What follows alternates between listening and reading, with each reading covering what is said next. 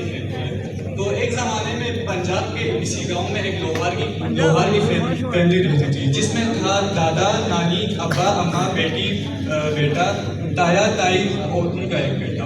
तो ये लोग इतने अवेयर नहीं थे कि रजिस्ट्रेशन कराना पड़ता है गवर्नमेंट में, और उन प्रॉब्लम से इतने अवेयर नहीं थे।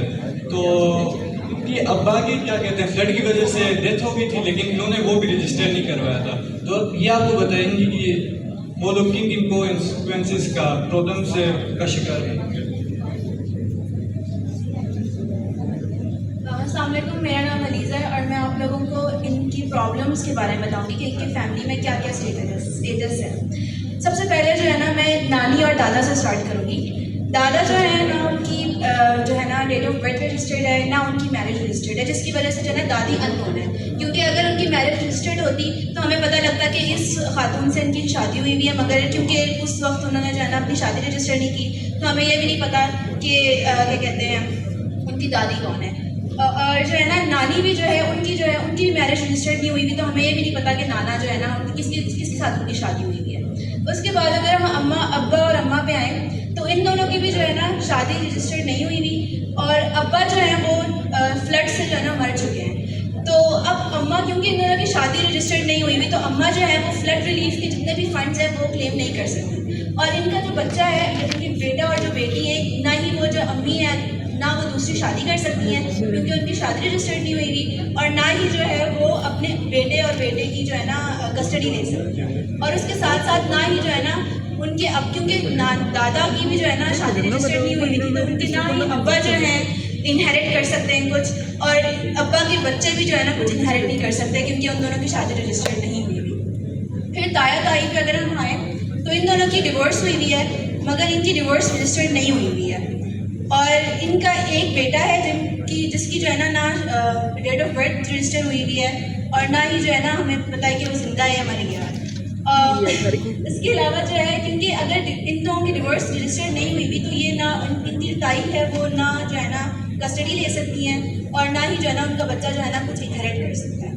तो इसके साथ साथ एजुकेशन और हेल्थ में जितनी भी चीज़ें हैं, जो फंड्स वगैरह होते हैं, जो फैसिलिटीज़ होती हैं, इनकी ना शादियाँ जो है ना रजिस्टर हुई हुई, ना बच्चे रजिस्टर हुए हैं, तो ये उस तरह की कोई भी फैसिलिटीज़ जो है ना वो अवेल नहीं कर सकते।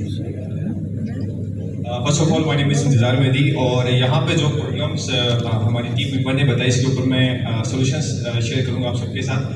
देखा जाए तो जब भी कोई शादी होती है, उस टाइम हमें चाहिए होता है कि सबसे पहले अपनी मैरिज लाइफ को रजिस्टर करें, क्योंकि उस टाइम अगर हम उसको रजिस्टर न करें तो फर्दर फ्यूचर में हमें बहुत से प्रॉब्लम्स फेस करने पड़ते हैं। लाइक देखा जाए तो जब यहाँ पे इनकी डाइवोर्स हो चुकी थी, लेकिन डाइवोर्स रजिस्टर नहीं थी। अब इनका जो बेटा है, इसकी हमारे पास इंफॉर्मेशन मौजूद नहीं, अब ये जिंदा है मर चुका है, कुछ भी हमारे पास मौजूद नहीं है। अगर से इसका इनकी डाइवोर्स रजिस्टर होती तो इनका हमारे पास प्रॉपर डेटा होता। साथ साथ अब नाना नानी की बात करें तो इन दोनों की भी जो मैरिज है वो रजिस्टर नहीं है। तो सोल्यूशन कुछ ये है कि जब भी कोई भी हम लाइफ में ऐसा मतलब अज़वाज ज़िंदगी में वो शामिल होते हैं, तो उस टाइम अपनी स्टेटस को रजिस्टर करवाना लाजमी है। अपने बच्चों की बर्थ जो वो है उसको रजिस्टर करवाना लाजमी है, क्योंकि फर्दर फ्यूचर में देखा जाए तो जो बच्चे स्कूल जाते हैं उनके लिए भी बहुत सारे प्रॉब्लम्स को उनको फेस कर सकते हैं, और जब वो डाइवोर्स देते हैं तब भी उनको बहुत सारे प्रॉब्लम्स को फेस करने चाहिए। तो इसलिए सबसे पहले हमारी कम्युनिटी को चाहिए कि इस तरह की कैंपेन्स चलाई जाए हमारी सोसाइटी में। जब कैंपेन चलाई जाएगी तो अवेयरनेस हमारे लोगों के अंदर हो जाएगी। अवेयरनेस होने के साथ साथ जब अवेयरनेस होगी तो वो इसका रुझान उनके अंदर ज़्यादा होगा, तब जाके वो आगे रजिस्ट्रेशन करवा सकते हैं अपने बच्चों की, खुद की और अपने पूरी फैमिली की। तो आगे कोई उनको प्रॉब्लम्स फेस करने नहीं होंगे। तो वंस अगेन हमें चाहिए कि रजिस्ट्रेशन लाजमी है। Thank you so much. एक और पॉइंट यहाँ पे ऐड करती हूँ। आप लोगों ने जिस एंगल से देखा इस स्टोरी को, इसका दूसरा एंगल भी हो सकता है। अब्बा जो है उसकी शादी रजिस्टर्ड नहीं है, उसके बच्चे भी रजिस्टर्ड नहीं है, राइट? अब्बा, आप लोग कौन सी फैमिली है? लोहार। अब्बा लोहार रजिस्टर्ड नहीं है, उसके बच्चे भी रजिस्टर्ड नहीं है, ठीक है? ताया इज रजिस्टर्ड, उनकी शादी, ताया और ताई की शादी भी रजिस्टर्ड है, लेकिन उनकी डाइवोर्स रजिस्टर्ड नहीं है, ठीक है? यहाँ पे ताई बड़ी चालाक है, उन्होंने क्या किया, उनकी डाइवोर्स रजिस्टर्ड नहीं है, लेकिन उन्होंने अपने बच्चे के लिए अपने लिए भी प्रॉपर्टी में क्लेम कर दिया और बच्चे की प्रॉपर्टी भी, क्योंकि वो रजिस्टर्ड है, ठीक है? जो नुकसान हुआ वो अब्बा को हुआ, क्योंकि ना उसके बच्चे रजिस्टर्ड है ना वो रजिस्टर्ड है, उनको प्रॉपर्टी नहीं मिल रही।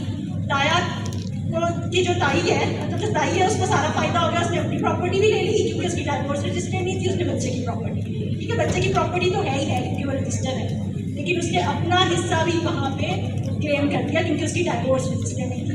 तो ये बोथ फेज है, ज़रूरी नहीं है कि फीमेल को नुकसान हो रहा हो, तो मेल को भी नुकसान हो रहा है, पूरी फैमिली को भी नुकसान हो रहा है। ठीक है, थैंक यू।